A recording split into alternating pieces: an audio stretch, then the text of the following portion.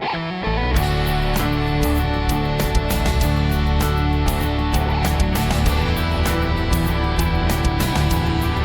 guys, welcome back to the What's Next podcast. I am your overcaffeinated and sometimes unreliable host, Steveblasen. I'm your unreliable ghost. Hey guys, welcome back to the What's Next podcast.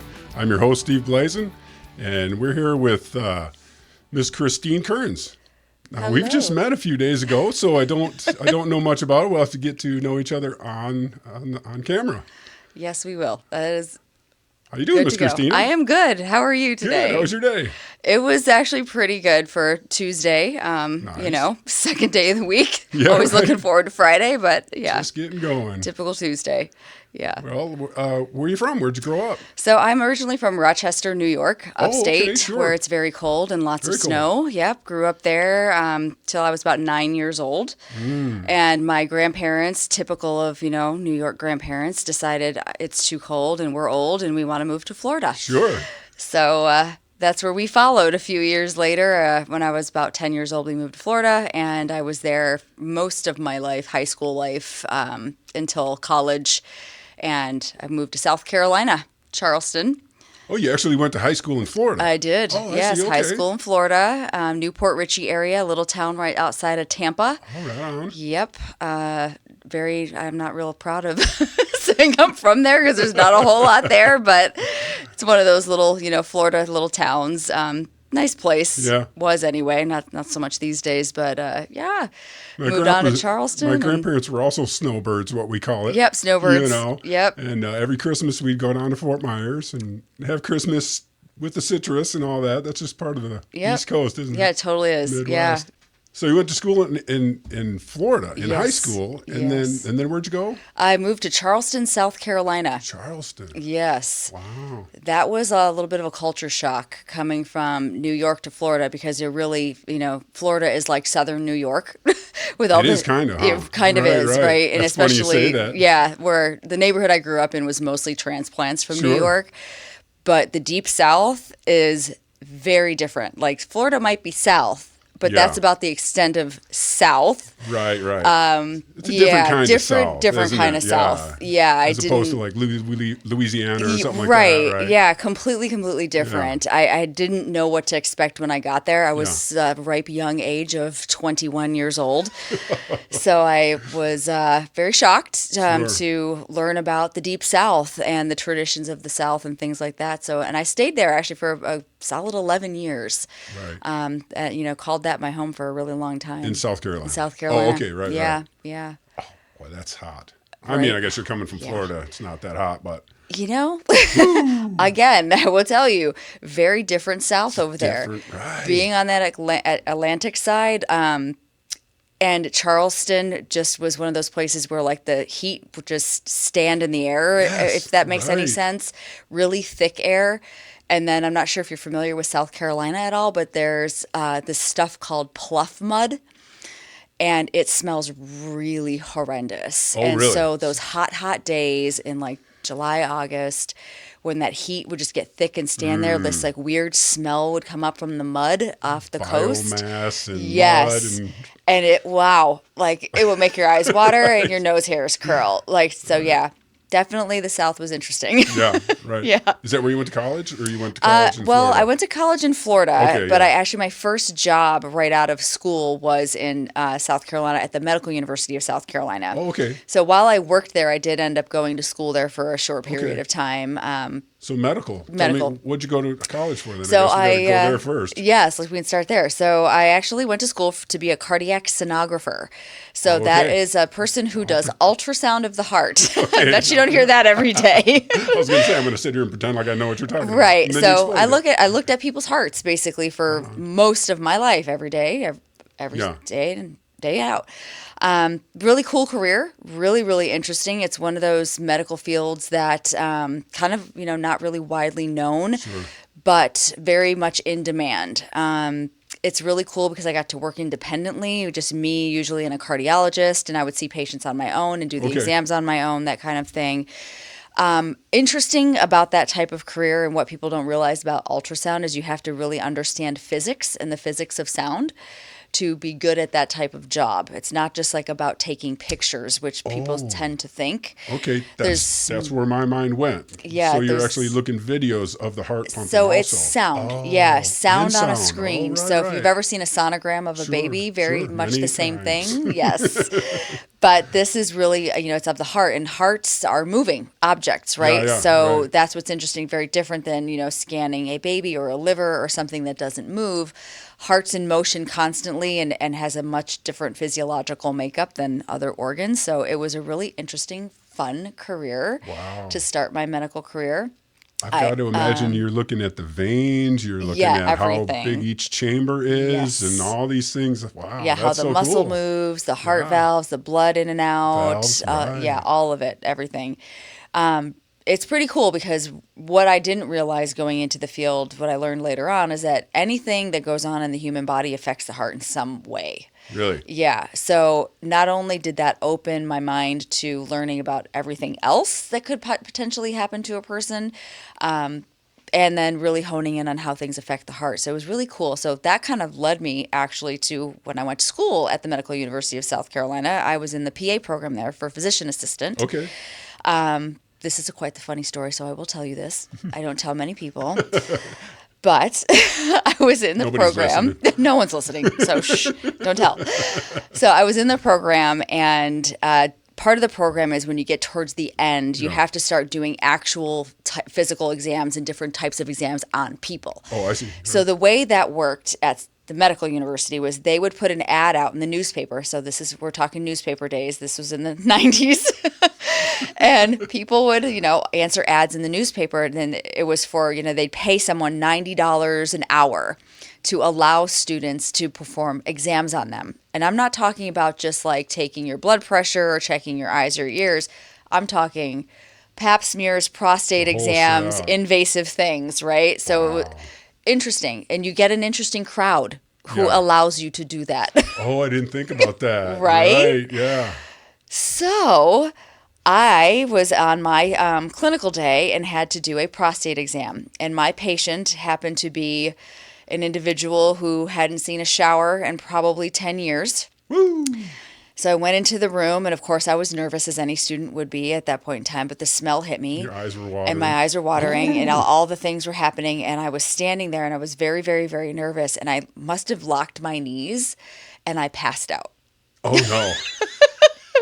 With a naked booty in my face, hands all up in there, all of that. I went down on the ground, and I don't had mean to like... laugh, but that's pretty dang funny. It's like ridiculous. So, funny thing, in my mind in that moment being passed out, for some reason I had this overwhelming sensation of like, this is not the right field for you. Think? Right? I woke up and the patient was actually, hey lady. That's funny. Like, oh my God. So mortified, I wake up and I thought to myself, you know what? This is not for me. Yeah. This is not what I want to do with the rest of my life. Really? So I took a left turn and I decided, you know what? I was really good at telling people kind of what to do and like figuring out operational and things like that. I'm going to go back to school, leave this program, and get an MBA instead and go into administration, which landed me where I am today. Right. Well, you made it through. I did. And you did it. And it's like got to the end and said, nope. Yep. Nope. Not for me. Didn't bail in the middle of it. Yes. In the part where you passed out. That part. Yeah. It was, whew, yeah. One of my finer moments. Went back to cardio. Yeah. Or So what, I didn't actually go back to school? cardiology. I actually went back to school for healthcare management, healthcare administration. I see. Okay. So that kind of, and I did go back into cardiac, but to manage a department and be a director over multiple Well, departments. you're familiar and things with like it. that. So it's familiar. Sure Yeah. they And I asked knew you. how it worked. So that's the path that led me to where I am today. Ended up leaving South Carolina, went to Denver, Colorado. Worked there for 5 years and then came out here to California, and I am now here. I've been here for 15 years and Associate Chief Operating Officer over here at Salinas Valley Health. Wow, that's huge. Yeah. Yeah. So, How'd you get out of long way. Colorado? Interestingly, I'd been consulting a little bit with General Electric. They make the machines that we perform cardiac ultrasound on and different types of, medical equipment, Okay. things like that. Mm-hmm. Back in my career at MUSC, we were the first hospital to ever go digital and away from videotapes back in the day. So I had this really innate knowledge of how these machines, the newer machines, worked. Right. So they would contract with me to go to other hospitals and teach people how to use them and how to move away from the videotapes into this digital world that we were then in, and now still in. Yeah. So that's kind of how I came out here. I actually came out here as a consultant for GE back in like 2007. Wow. And worked with the physicians out here at this hospital, worked with the director at the time, and they called me 2 years later and said, we have this position open here for an assistant director. Would you be interested in living in California? They called you. Yeah. Wow, you don't hear that anymore. No, right? like those were the days, right? Right. Like that does not happen. Nope.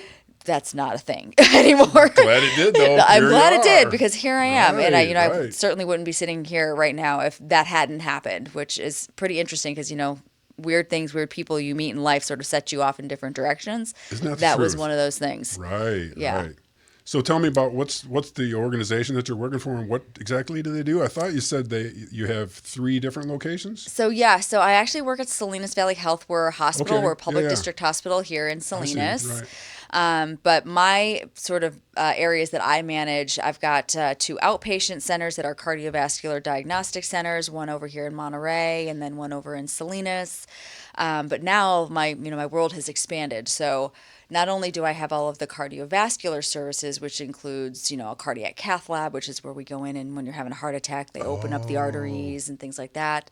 Is that why they go through your leg, Through your or leg something? or your arm or your neck. I've heard of that. So manage that area, plus all of the what we call non-invasive areas, which are, the ones that don't put things inside of you, but look from the outside inside. Oh, I see. Right. That type of testing, stress Sure. testing.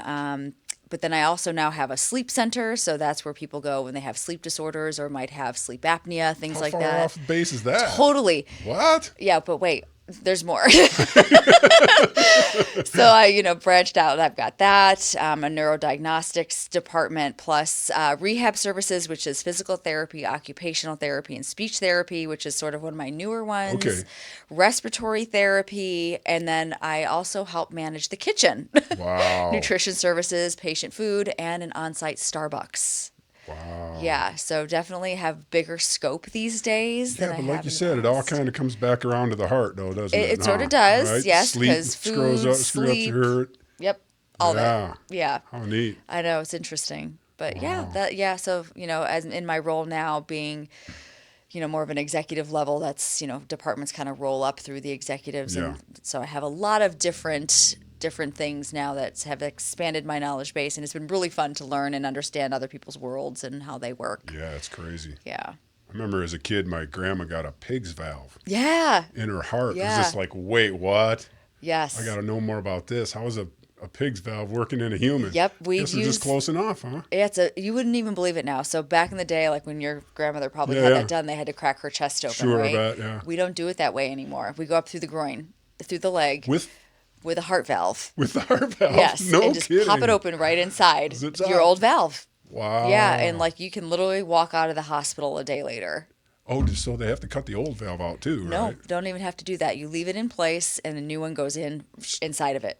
No kidding. Yep. Are they mechanical now, or are they No, still? they're still pig valves. No kidding. Yep, they That's sure so are. cool. Yep, And it just works. it does. So Yeah. does it must get hooked up to the nerve. No, you don't. So what's interesting about valves Yeah. is they're not they don't move by the nervous system. They move by a pressure system. Oh, I So see. think about a valve, Yeah, like yeah. even, in a hose or something like that, right? So if the pressure on one side exceeds pressure on the other, like the valve would open. Right. Same thing in your heart. So if pressure exceeds pressure on the other side, top to bottom, Yeah. that's what opens valves. Right. Yeah, so that's how the valve system works in the heart. The electrical side of it is the actual pump side, but inside, none of that actually has any Right. physiologic nerve or anything going on in there. Pretty interesting. I remember going to school to be a massage therapist, and they were talking about the extremities, the legs and the arms. They were saying, don't ever push away from the heart. You always want to push the blood towards the heart, because the arteries, blood can go either way, but the veins have one-way valves. Yep. So if you're pushing against those valves, you can give people Yep. varicose veins and you can screw up. And boy, almost anywhere I go to get a massage, they're constantly pushing away from the heart. And I don't want to tell them, you're doing this wrong. Right. But at the same time, I can try to vision all of my veins are just struggling. Yeah. Being pushed the wrong way. That's all I know about valves, really. Right. Yeah. It's interesting because that's exactly what happens with the venous system, right? It's a series of, basically like hoses with little valves inside of them that Like one-way valves. One way, right? Because you want the blood to go a certain direction. Exactly. You don't want it to go the other way. Back down to your feet, right? When That's what causes like swollen feet and Exactly. swollen ankles and things like that. So Right. yeah, if it's going the wrong way. Yeah, I see those guys with the huge ankles. That is all circulation. Circulation, isn't it? and it could be edema too, like fluid gathering, I inside around the tissue, things like that, in response to all sorts of different things. Does that usually mean it's a heart problem? Not always. No? Not always. It can be, people who are in heart failure, what we call it, like when, those valves are maybe not working as they're supposed to, or the heart's not squeezing and expanding like it should. That's considered heart failure in very, very layman's terms. Yeah, exactly. But that can cause, fluid backup throughout the body, and that's when you start to see that kind of swelling. It's called edema. But other processes can cause that too. Sometimes if you get, cut or injured or something, you can get that same response around that. Right. Yeah. Well, you're handling so much stuff. So much stuff. What is going on? So many things. What do you know about sleep? How could you just kind of, they said, here, you want to manage this too? Yeah, like, pretty much. Yeah. Well, I knew nothing really about it, to tell you the truth. Really? But it is such an interesting field that I'm glad that I was given the opportunity to start managing, because I learned a lot. Really? Yeah. Do tell. So sleep it's interesting, and our body's sleep patterns are really, I never thought about it. When you go to sleep at night, you think you fall asleep and that's that. Right. But not really, when you sleep, you can snore and, different things can happen. People stop breathing often in their sleep. And a lot of people, when they think they sleep all night long and they wake up and they're like, God, I'm so tired. Yeah. I'm so tired all the time. Right. It's actually because they're not getting the right kind of sleep, and the brain is not doing what it needs to do during the sleep pattern. And a way to figure that out is to have a sleep study. So you get hooked up to all these little electrodes on your head that take basically it's just like a heart EKG, like where you can see the heart rhythm, but it's like a brain one, right? So they monitor that while you sleep, and they actually videotape people sleeping in our sleep center. We have it kind of set up. It's like a little hotel room. Sure, you go in there and you do everything you would normally, like if you were at home. And you can watch TV, naturally fall asleep, whatever, and then track those brain waves. And then they can figure out whether or not you're actually falling asleep or staying in a different state of not really sleep, or like REM, deep, light, whatever, or stopping breathing, essentially. Sometimes that happens to people too, where you actually stop breathing and then take a breath and you wake up. And people don't realize they do that throughout the night. And then they're so tired because they actually haven't really slept. I see. Yeah. So it's really interesting I had no idea that was a thing. But yeah, sleep medicine is a whole subject all on its own. Really, really interesting. I remember being in high school, and a buddy of mine, we allegedly may have had a little too much to drink. So he decided to stay at my house instead of driving home.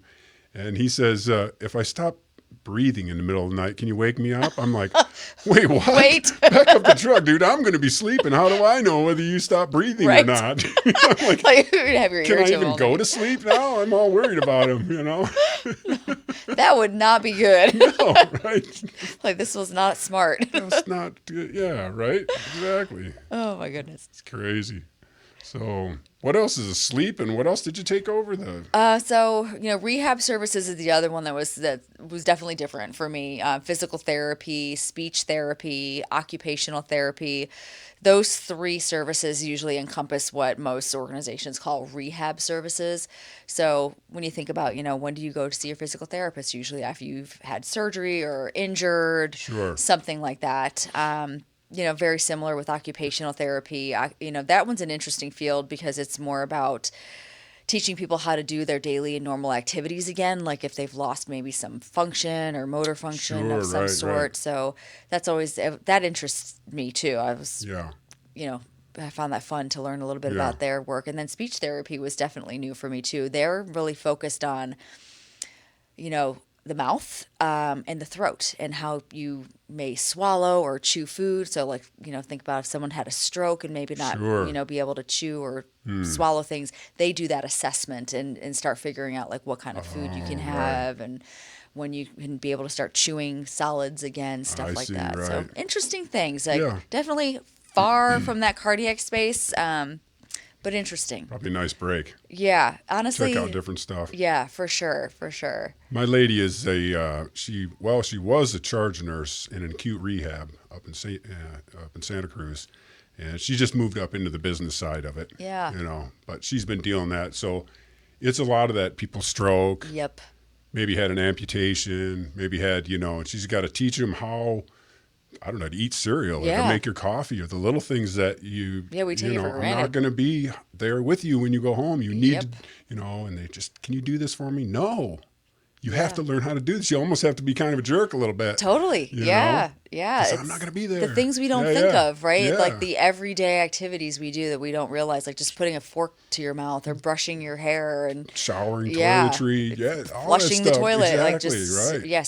Simple things. Right. Yeah. So Super interesting field. Basically have to teach them, how to go home and be okay. Because a lot of people don't have anybody there with them now. Very true. Very true. Or, yes. That's kind of sad. It you is. always see that such a sad tale. It's It like we're waiting Yeah. for a place for this guy to go, but he really has nowhere to go. Yeah. We see it's so it sad. more often than I'd like. Yeah. Right. Yeah. There's not many avenues for him either. No, that's Right. what's kind of sad. Yeah. Healthcare system is unfortunate. That we don't have, a fully integrated system is what we would think to help people, along Right. those paths when they don't have others at home to help them. So, yeah. So in your field, do you have to go around and do speeches, or do you have to do Yeah, a lot of often, meetings and Often I do. Sure. It just depends. I'm pretty active in other, outside venues and things like that outside of healthcare that are still within healthcare. So, for example, we have an association, that's California Association of Healthcare Leaders. right. So people who are in administration in healthcare, kind of formed a society basically. And, we talk all things healthcare and share our woes and that kind of stuff. So, Right. do a lot of that, go to conferences and speak and write articles and for their newsletter. Yeah, it's a good way to share because, it's like with any field, right? You want to know what everybody else is doing and how they're doing it.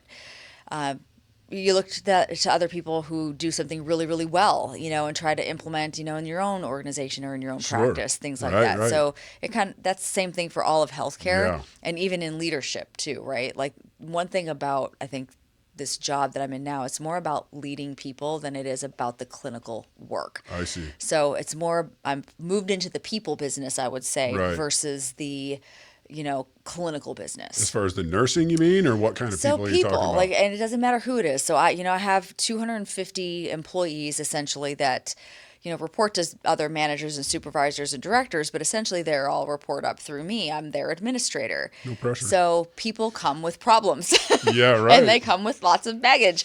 So you can imagine what the day-to-day is like. And people don't always get along with each other. So that's a lot of the stuff that, people don't really realize as a leader in healthcare you have to deal with, making sure that everyone is doing their job, doing it right, following the rules.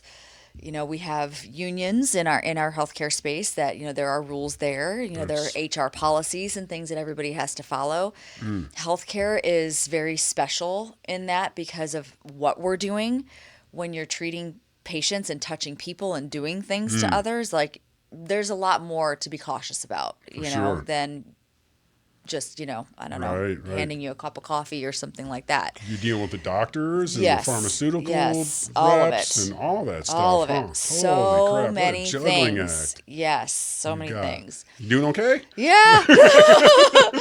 Yeah. Surprisingly, yes. Yeah, it definitely takes a certain, I think, breed of person to do this kind of work. Right. And I have to work on my leadership skills a lot. Like I have to understand how people respond to certain ways of, telling people like difficult things or having a difficult conversation. I mean, I could tell you some stories. But you're right. You have to be that kind of person. But at the same time, like you said, you have to be experienced dealing with humans. Right. Right. That is the part, right? Yeah. It really is. That's why I say the people business. It Right, is. It's 100% that. Yeah. It's funny because I see a lot of my employees are like, they think like, oh, I can be the manager. I could do that. Or I can be the supervisor. I'm thinking, you have no idea what you're stepping into. Right. Because it's not about the work anymore. It's about the people that do the work. Right. Right. So it changes. Yep. Yeah. And their relationship with you, and like you said, the unions, and Oh, yeah. just come to me before you go to the union. Come on. All of that. All it's running over my head all the time. Yep. Can you? That's what I hear. Yes. You know. All of that is very true. Right. Right. Yes. So do you have an office, or are you like right in the hospital? Yeah, I'm in the hospital. You have an office right in the hospital. Yeah, office in the Sure, hospital. right. It's actually kind of funny because office space in hospitals is usually really rough to find. Yeah. I've lived in closets.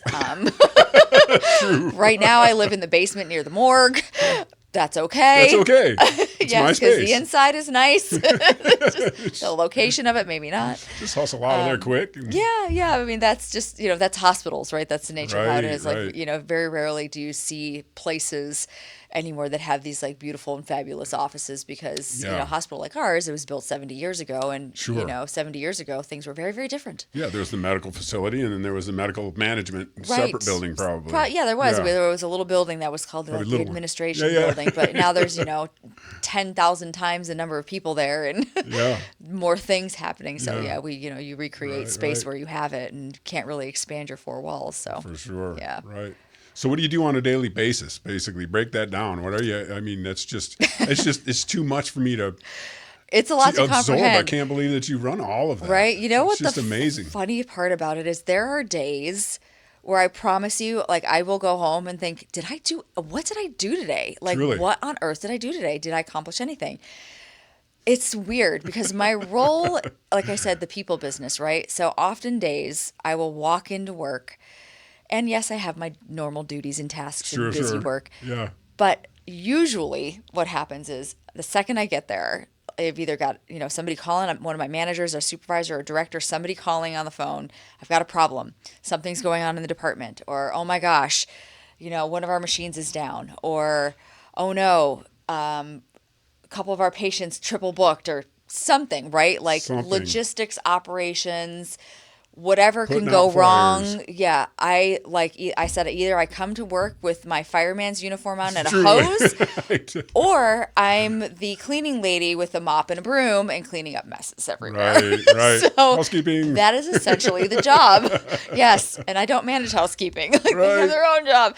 But yeah, that is Exactly. what it is. I mean, you're really. doing the housekeeping in the office, Yeah. basically, right? Right. Cleaning up. And it's funny because the actual like work, like say we want to bring on a new procedure or a new surgery or something like that, that's like business side of it, right? Where I'm like, yeah, okay, I got to work on an ROI. Like, what does that look like for us? Are we going to lose money? Are we going to make money? Like, what are we doing? What's it going to cost us? The hospital. You have to think about things like that, right? And especially because here in the U.S., healthcare is a business. Sure. So it's very much a business. So there's that side of the equation. But that for me is like, that's the easy stuff, right? I can like whiz through that. Sure. I'll take that all And day be done. long. Right. Yeah. Exactly. It's the other stuff where I'm like, oh my God. Like, what are we going to do? We got to figure things out. We got to move patients from here to there and people here to there. And it can be like playing chess and Really? also just like my hair is on fire. Exactly. And somebody put it out. Right. Yeah. My brother's wife is head surgeon, and she's head of the ER in Lansing, Michigan. And she has a job like you. Things are on fire all day long. And then she comes home and just runs and runs and runs and runs. What do you do to blow this out of your mind when you're done? Are you a runner too? I am a runner. Of course you Yes. are. Dumb question. Yes. And thank God I found running. Really? My Yeah, goodness. yeah. Yeah. Right. It has been the one thing I can tell you probably one of the best things I've ever done for myself. No kidding. Physically, mentally, and honestly, even for my career. Running teaches you things because I'm a marathon runner, so I go the longer distances, the 26.2 miles, as you can see on my Look at sweatshirt. that. Oh, is that what that means? That's what that means. Right on. Yeah. So it teaches you how to, have goals, how to shift when you know you're not going to hit those goals because of Right. extraneous circumstances and things that just may happen. You don't just get to wake up every day and go and have a beautiful run. Our Right. bodies don't work that way, right? Exactly right. You know this. You Yes. physical, you know, you know the Right, business. It's the right. body side of it. So running kind of has taught me I have to be able to really think on my feet, think Yeah. quickly, figure out what I'm going to do next, how I'm going to do it next, and how I'm going to get to the finish line. And Right, really, in right. my work life, that lends itself really well to that same type of crazy environment. Sure.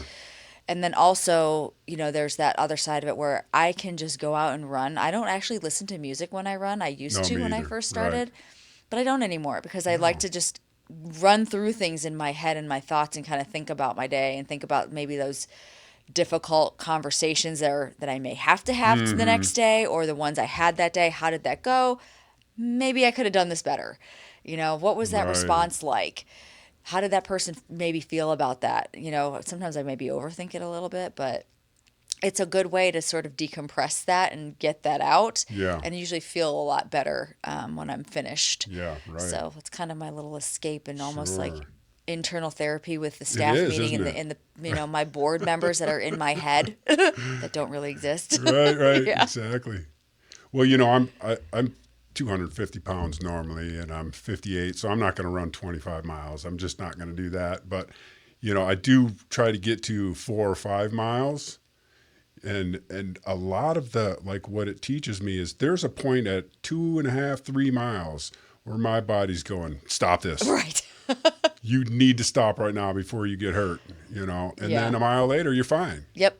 You know, Yep. just push through it. Just push through it, you know. And that's taught me a lot. Right. When I first started running, it was like, oh my God, I'm going to have a heart attack. Yeah, it's at that You mental know? toughness. Right. You know, it's mind over matter, Right. essentially.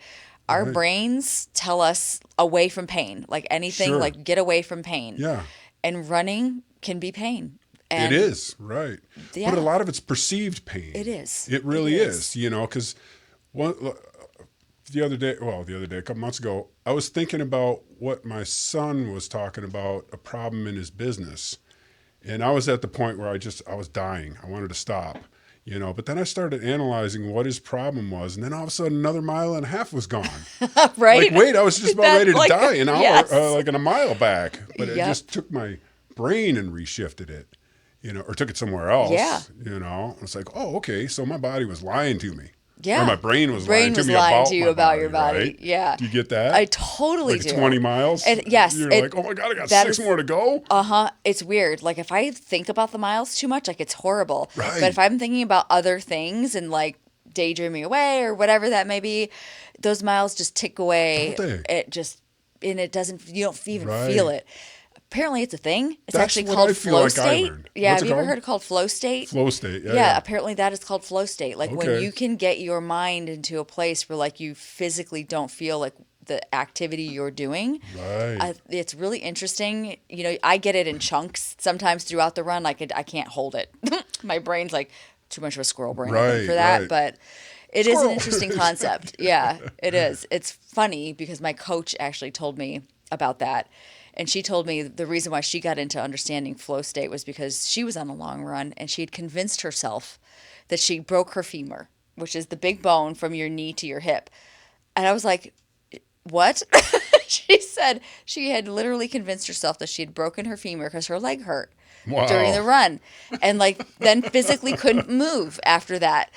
She did not break her femur. There was no break, no bones. And I mean, that kind of cracked me up. But she got into this looking at flow state to say, like, why did my mind do that?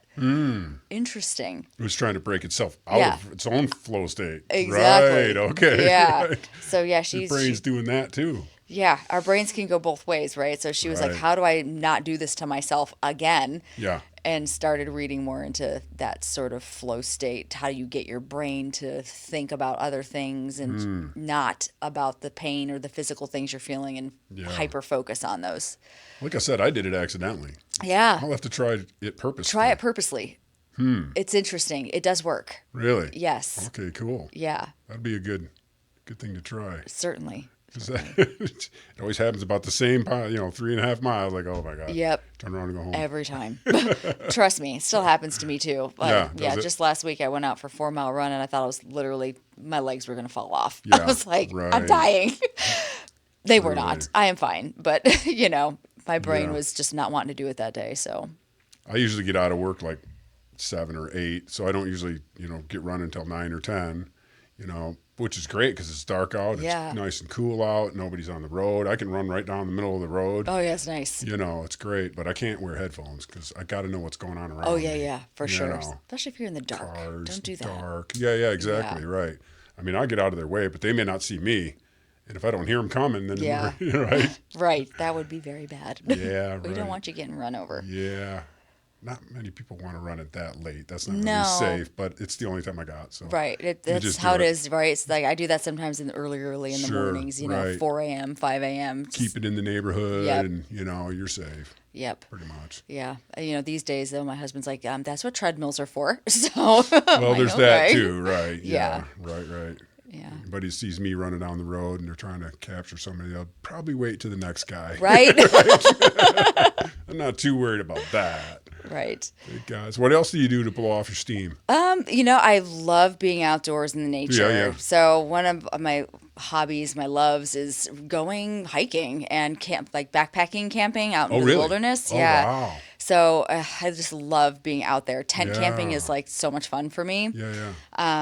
I really enjoy that. That's how I decompress. Like when it's time to get away, that's usually what I'll do. My husband and I have a couple dogs and we like to take the dogs and go on hikes in the mountains. Unfortunately, our national parks don't always allow dogs. So we usually do a Yosemite trip once a year in the backcountry and just hike out there for 5-6 days. Were they afraid of the mountain lions attacking your dog? No, I think because that terrain, there's so many bears out there. Oh, and that could end very, very poorly. I figured it might be, I thought maybe it was to protect the dog. I'm not even sure about it, to tell you the truth. I'm not sure. Yeah. There are a lot of bears. We've seen bears pretty much every time we've been out there. Really? But I will say this too, that is some tough hiking out in that backcountry. A lot of rocks, a lot of very dangerous places to be. The trails out there are tough. They're not for the weak of heart or the weak of legs. I guess, right. Yeah, we train for that. Wildlife is the least of your problems. Exactly. At that point, huh? Yeah, for sure. Like when I'm concentrating more on not breaking my neck or falling to my death. So there's that. Yeah, but it's a great way to escape because that really makes you not think about anything but where you are and being aware of your surroundings. And of course, you see things. You climb 10,000 feet, and so some of the most beautiful places you'll ever see. 10,000 feet up. Who knew there was a lake? It's amazing to see that. So I'm all about that, discovering those places and finding the cool stuff. And that's I've got all the camping gear, but I do more of a drive-in, where I know one of my sons has a wicked backpack, and everything is 14 ounces, and this is, my tent's this big, and it's that sounds cool and all, but I'd rather have all the amenities in my... Actually, it's kind of fun. I think you'd enjoy it. I didn't think I'd like that either, but the first time I did it, I was like, oh, I like this. Really? Yeah. Because I'm all, first, I'm a woman. Most women are like, I need a bathroom, I need a brush, I need a mirror. And at first I was kind of like, I don't know, how is this going to work for me? Right. But honestly, I was like, who cares? This is amazing. What I'm seeing is amazing. And there's nobody out here looking at me, so why do I care? Exactly. I mean, burying poo in the ground is a little interesting to get used to. Right. But...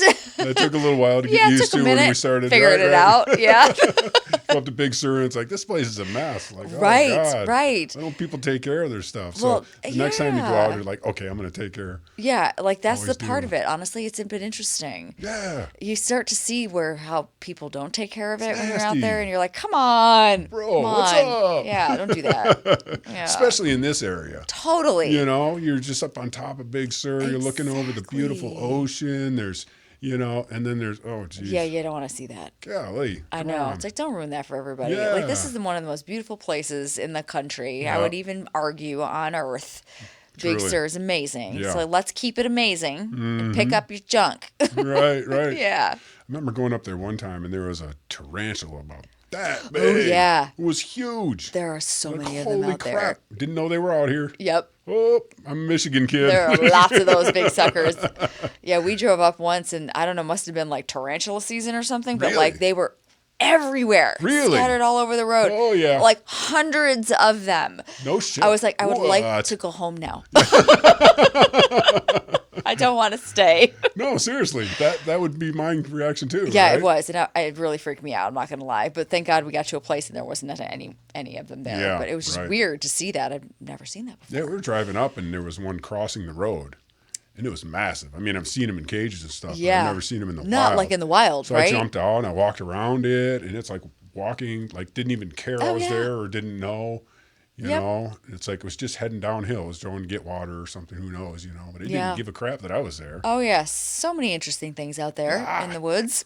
Yes. Exactly. Not the things you see every day. Yeah, you grow up in the Midwest, up in the cold, and you don't get to see Yeah, that I kind of know. stuff. Like, I'm from upstate New York. I know 6 feet of snow. It's about Sure, it. Yeah. right. That's where we grew up, Yeah. buried in the snow. Totally. Yeah. No So big this critters. is very different, but Yeah. definitely fun experiences. Yeah. You should write a book. You got Maybe something going? someday. Maybe Someday? someday. Too busy right Yeah, now. too busy right now. Right. You know, I'm at that phase in life where like it's just busy, work, Yeah, work. right. Yeah. So finding the time. We were talking about a convention or something you went to. Did you have to do? Yeah. Did you write something for that? I did. So, I'm a part of the California Association of Healthcare Leaders, and I'm there actually 2024 president-elect. I'll be president of our chapter next year. So, another fun thing. Wow. So every year, our larger organization called the American College of Healthcare Executives holds a conference called ACHE Congress, and it's probably one of the biggest meetings that takes place in the U.S. It's huge. There's just thousands and thousands of people from every healthcare organization you could possibly imagine. I actually even met people from Kuwait Oh, no kidding. this year at the conference. But mostly management. Mostly people like in management. I see, right. That space. Yeah. You know, people who are running health systems. You know, even the big ones like the Kaisers and the HCAs, you know, they all present and share what they're doing and what's going on, and government too. So we have there's a big presence from the military and the VA health system there. That's fantastic. Yeah, it's amazing, Yeah. honestly, because you get to see all aspects of Right, it. And then the right. other countries that come and join as well is also really, really fun and Right. interesting. So you get to meet just so many people. So Synergy, kind of sharing each other's, Yes. 70s word, but All of synergy, it. working together, right? Yeah. Learning from each other, and this is working in mine, but this isn't working. Oh, this is working. Right. It's Right. really interesting because it's what I can say, like out here in the regular universe, and when I come back to, reality, Sure. we often healthcare systems, like I said, they're businesses, right? We compete with each other. But when we're at this conference together, it's not about the competition. That's interesting. It's really about why we all do what we do. And Right. it's caring for people, right? And Yeah. how do we do that? And In a stay way, profitable. and stay profitable, Right. because we need to be here and be Yes. alive to Right. care for other people. So it is an interesting, dynamic there, and Yeah. I enjoy that a lot. So Could go in with your brain open, yeah, mind open mind, open heart, all of the Yeah, open things. heart, right? Yeah, and this year, being president elect, one of my pieces of the puzzle was to write an article for our newsletter, and then also, attend all the sessions and bring back some of the learnings and findings and things like that from the big Sure, right. big session. So I wrote about organizational culture and how that really is the backbone of companies and organizations. And for healthcare, it's special, right? Because we all got into it, I hope, for the right reason anyway. Right. For me, I wanted to care for people. My grandfather had 5 heart attacks when I was a that kid. funny how And that goes? yeah, that Yeah. was what drew me into that and drew me to the cardiac right. space. And that's why, Yeah, why I got right. into it. Of course, when I grew up, I feel like in the healthcare system, being 20, I started my healthcare career really when I was 18. Pretty much, huh? Right. Right. So I grew up Truly. working in a hospital. Yeah, I've spent right. 30 years. So of course my beliefs, my value systems, things change when you mature. Right. So I talked about how as healthcare leaders, we have to continually ask ourselves, is the place I'm working in alignment with my core values and what I believe is my why and why I got into this? And am I doing the right thing here at this place I'm working at for the people in the community that I serve? Because essentially we are all servants, right? We are here to serve the people of our communities. So I wrote an article about that and how right now, because the landscape in healthcare is changing, there is, we're coming out of the pandemic, which was completely insane for all of us, but things changed forever. A lot forever. And right now, the business side of healthcare is failing miserably. It is. Right. There's hospitals closing left and right. There are people being in rural areas left without care. Now we're in this other space too, where technology is taking leaps and bounds. AI is taking off. And how do we integrate that into what we do and make it work for us? It's change. It's a lot of change. And it's a lot of change really, really fast. Really fast. And we know humans aren't real good with that kind of change. You don't say. Right. God, imagine that. Knock me over with a feather. For real. So you can imagine. Excuse me. Yeah. There are, and just as my personal opinion, like there are certain avenues like we have to really keep our heads screwed on straight with, right? Right. That leadership side of it, that culture side of it is that part of it. And I really believe like if we're going to survive this, and if, a hospital like ours, who's a public district hospital that, we don't have $1 billion in the bank. No. We rely on Medicare and the government payers and, Medi-Cal and the state and, for our survival. Yeah. We really got to be in it for the right reasons, and we need to do it and change in ways that we've never thought about before. Right. And it's going to be tough. Right. And when things are tough, you got to fall back on something that's at your core. There's so much of it is government funded, though, isn't it? It is. I wish we could get away from that. I don't know what the hell I'm talking about, but it just seems like insurance are always pinching you out of whatever you can get or what you can't get. Oh, sorry, we're not going to cover that. Yeah, sorry, they already did it, but we're not going to cover it. Yeah, it's a mess. Oh, well.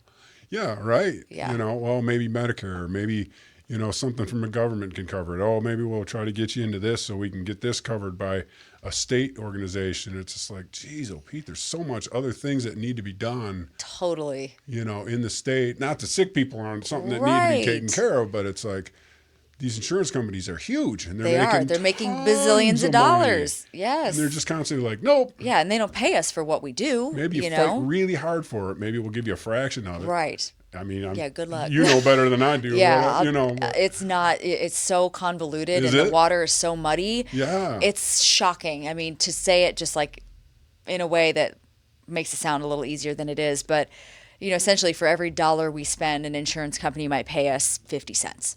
Right. That's what I'm getting at. Right. But the care costs a lot more than that, right? So when you think about that over the long term, and the more you do, like you get it to a point here, there's a breaking point. Right. It's just like the housing crisis and all that, right? Like there is a breaking point at some point where you can't sustain what you're doing. Exactly. And that's kind of where healthcare is. The pandemic sort of gave us that push over the edge, I think, because inflation and all the costs went up, and it was impossible to keep up with. But yet we're not getting paid any more than we were before for what we were doing prior to.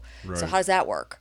Right. It's simple math when you break it down. Exactly. But of course, there's so much more to that story. It goes in so deep. I think so deep. What's in my mind is there was a lot of people complaining that my parent went in and they died in the hospital, and they just wrote COVID on it just so they could get an extra, it was like, I don't think you died of COVID, but there's no way that I can prove it. But the hospital gained an extra $20,000 off of that because they wrote COVID on the death certificate. It's like, I don't know if that's true, but if it is, that seems like, first I heard like 8, and then I heard 15, and like now the hospital's getting 20, 25,000 for each one.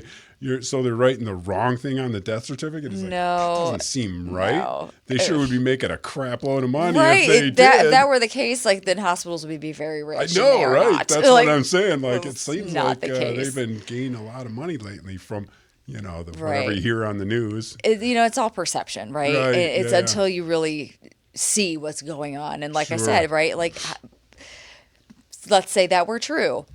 Well, maybe it cost $300,000 to provide the care for that patient who spent 5 days in the hospital who had COVID, but then died of respiratory failure later.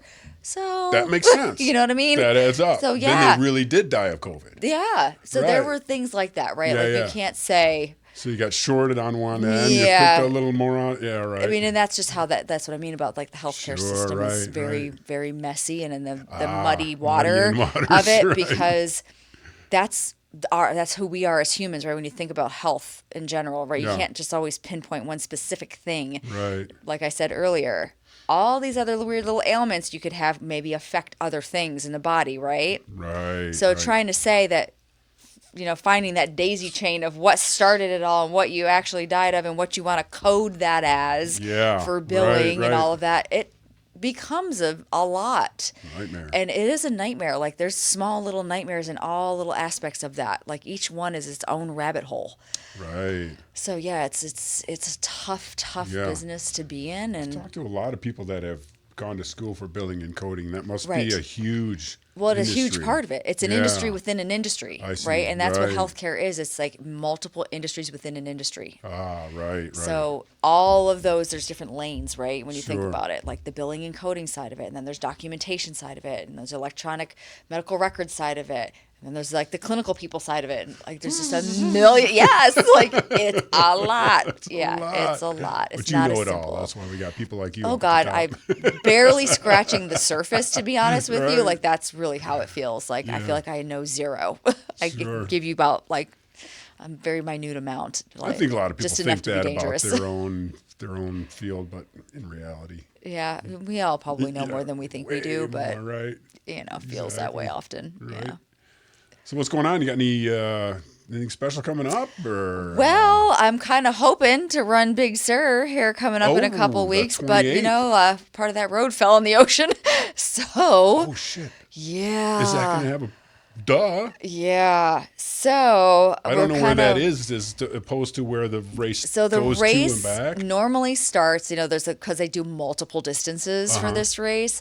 So the full marathon starts all the way down at Pfeiffer and then runs the 26 miles back to Carmel. The 21 miler starts at Andrew Molera, runs the 21 miles back to Carmel. Is that so north the problem or south is of where the hole is? Well, all of that is south of where that hole in the road is. So that road is closed at Rocky Creek Bridge, right before Rocky Creek Bridge, which actually is only, if you look where the finish line is at Rio Road and Carmel, that's only about 11 miles of the course that you could actually get to.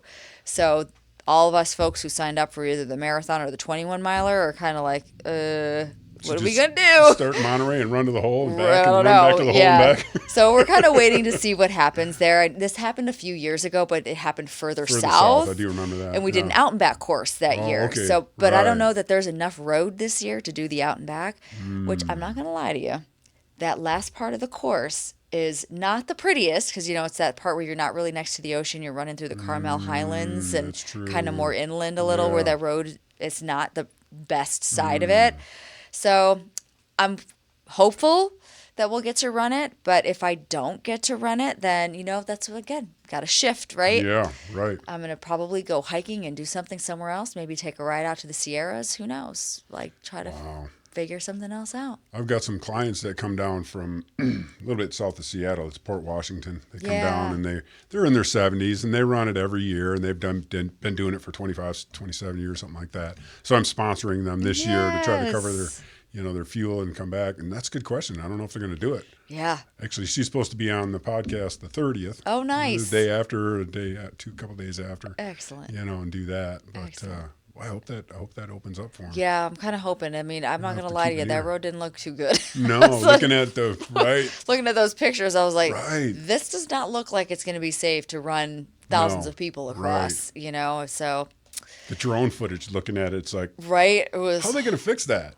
I wonder that myself. They have to carve into the wall how a do you little do that? further or something. I don't know. It was a really weird place for it to fall.